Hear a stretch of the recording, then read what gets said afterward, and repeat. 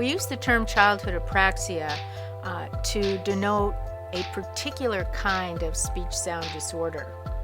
Childhood apraxia is just a label, then, for a subset of children who have speech sound disorders. It's an important label, though, because it signifies those kids who have specific difficulty with planning and programming movement for speech. They don't have weakness, they aren't having difficulty talking because they can't move the muscles.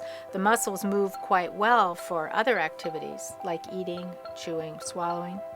But when they try to talk, the parts of the brain that plan and program those movements aren't working efficiently.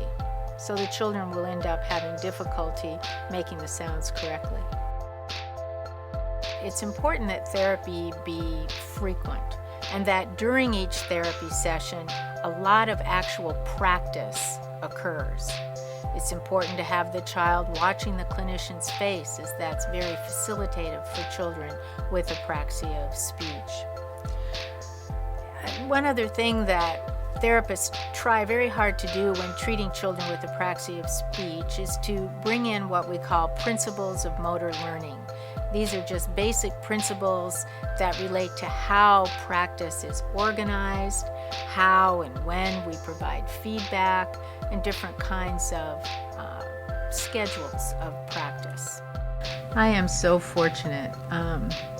I knew very young that I wanted to be a speech-language pathologist, and I have a passion for this field.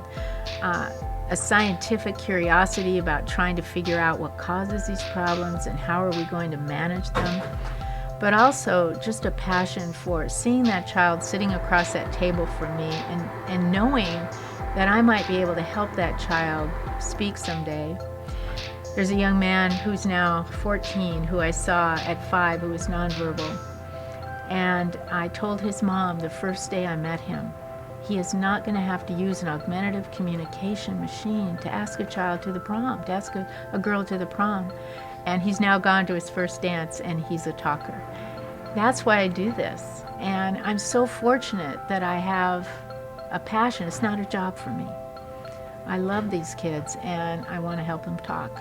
And that to me is more than enough to get out of bed every day.